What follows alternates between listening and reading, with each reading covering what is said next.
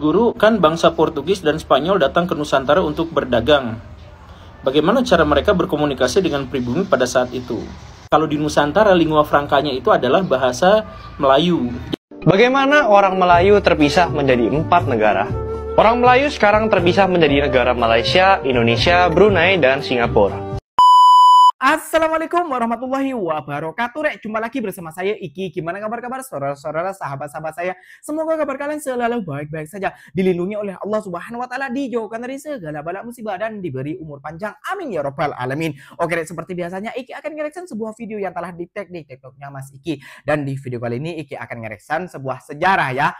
Sejarah Nusantara kayak gitu ya, Rek, yang bertanya kepada Pak Guru Gembul kayak gitu ya, Rek ya. Ini masih baca dulu komennya seperti apa. Oke, Pak Guru, kan bangsa Portugis dan Spanyol datang ke Nusantara untuk berdagang. Bagaimana cara mereka berkomunikasi dengan pribumi pada saat itu? Iya juga ya, Rek ya. Bagaimana orang-orang Portugis dan Spanyol datang ke Nusantara untuk berkomunikasi, untuk ya pokoknya bercakap lah gitu kan. Dulu tuh gak seperti sekarang gitu loh. Kalau sekarang kan ada translate. Dulu gimana ya? Oke, mari kita simak videonya penjelasan dari Pak Guru Gembul. Oke. Jangan lupa juga dong sokong channel ini dengan cara apa? Subscribe, like, comment, and share-nya. Apa pun benda, komen di bawah. Janji jangan begaduh. Oke, jom kita simak dulu, Rek. Pak Guru, kan bangsa Portugis dan Spanyol datang ke Nusantara untuk berdagang. Bagaimana cara mereka berkomunikasi dengan pribumi pada saat itu? Jadi gini ya, pertama bangsa Portugis dan Spanyol datang ke Indonesia memang dagang, tapi dagangnya dalam pikiran merkantilisme, gitu, merkantilisme. Jadi mereka itu ingin memang mendapatkan keuntungan yang sebesar-besarnya sambil mengeluarkan uang yang sedikit-sedikitnya gitu. Jadi dapetin emas yang banyak, tetapi mereka ngeluarin emas yang sangat sedikit. Nah karena itulah maka mereka cenderung untuk menjajah. Dan ketika ada bangsa yang mereka anggap sebagai bangsa yang barbar atau di luar kebudayaan mereka, atau dianggap ya tidak beriman dan semangka jamnya, maka mereka biasanya akan melakukan penjajahan disertai dengan pembantaian. Itulah karenanya Spanyol dan Portugis itu dikategorikan sebagai penjajah lama, penjajah gaya lama seperti itu ya. Beda sama Inggris dan Belanda yang gaya baru, yang dimana mereka datang ke wilayah-wilayah jajahan atas dasar semangat kapitalisme, bukan merkantilisme. Itu yang pertama. Kemudian bagaimana cara mereka berkomunikasi dengan pribumi pada saat itu? Ya komunikasi saja. Jadi ketika Portugis misalkan datang ke Nusantara, dia itu gak langsung datang ke Nusantara, tapi pada waktu itu jalurnya itu adalah ke Afrika. Sampai ke Afrika Selatan dulu. Nah, di situ mereka minta bantuan untuk menavigasi, menunjuk arah, dan untuk mentranslasikan bahasa itu kepada orang-orang Arab, orang-orang Berber biasanya. Karena orang-orang Arab dan orang-orang Berber pada waktu itu sudah menguasai jalur-jalur perdagangan di Afrika. Nah, setelah itu mereka langsung datang ke wilayah Timur Tengah. Nah, di situ mereka ngambil lagi ahli bahasa, ahli translasi bahasa gitu ya, yang ngerti bahasa Portugis dan bahasa apa, biasanya pada waktu itu memang bahasa Arab. Nah, kemudian dari Timur Tengah itu mereka kemudian datang ke India. Nah, di India juga di situ masih dikuasai oleh para pedagang Timur Tengah, para pedagang Islam. Jadi bahasanya masih banyak yang menguasai bahasa Arab dan bahasa Eropa pada waktu itu. Nah, setelah itu dari situ datanglah ke Aceh, datanglah ke Nusantara dan sebagainya. Di situ ada bahasa yang disebut sebagai lingua francanya. Nah, kalau di Nusantara lingua francanya itu adalah bahasa Melayu. Jadi maksud lingua franca itu mau orang Jawa, mau orang Sunda, mau orang Maluku, kalau misalkan lawan bicaranya berbahasa Melayu, maka sedikit banyak mereka akan menguasai bahasa itu, khususnya bahasa-bahasa teknis, kata-kata teknis di pelabuhan-pelabuhan. Itu biasanya seperti itu. Nah, jadi orang-orang Portugis ketika datang ke Nusantara sudah banyak sekali penerjemah, mau dari Eropa ke Arab, mau dari Arab ke Nusantara, dari Nusantara ke Melayu, dari Melayu ke Jawa, ke Melayu ke Maluku dan sebagainya. Sudah banyak sekali penerjemah-penerjemah di pelabuhan-pelabuhan besar itu. Hampir semua orang-orang yang ada di sana itu sudah menguasai bahasa asing selain bahasa daerahnya sendiri. Begitu. Di Indonesia atau di seluruh wilayah Nusantara, orang-orang memiliki banyak sekali bahasa, tetapi semua dari mereka itu akan paham kalau ada orang hanya berbicara tentang orang-orang Sumatera atau orang-orang Sumatera paham sama tetap.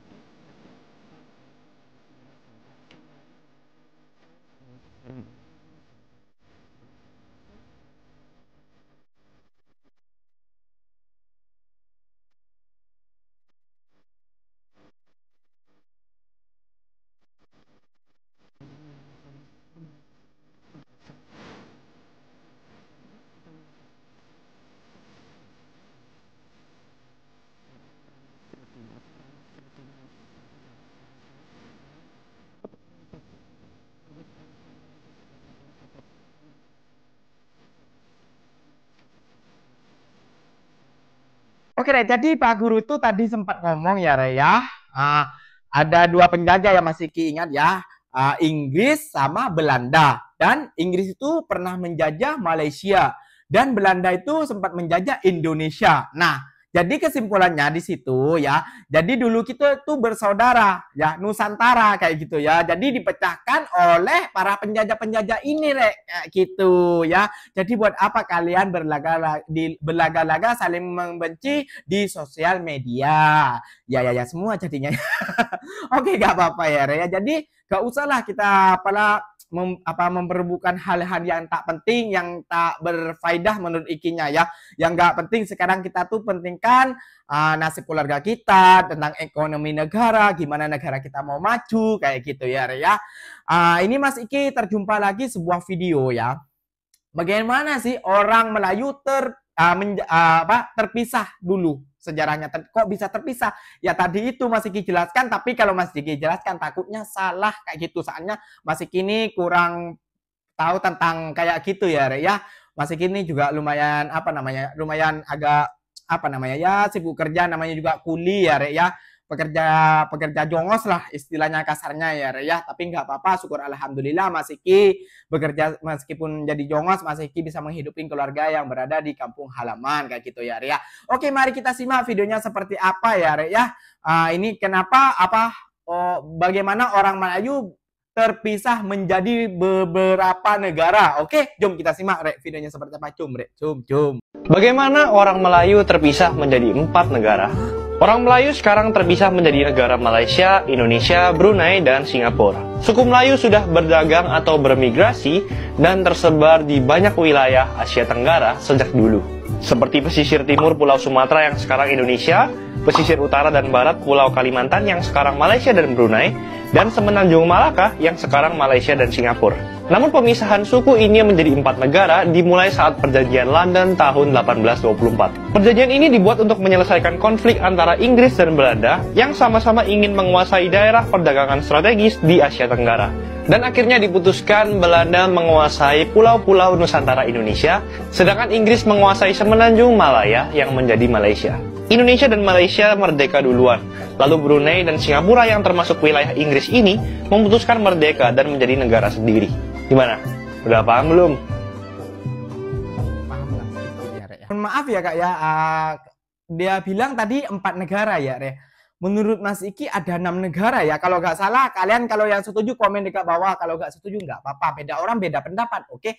Menurut Mas Iki ada 6 negara. Tadi 4 negara itu Brunei Darussalam, Singapura, Malaysia, Indonesia. Ya.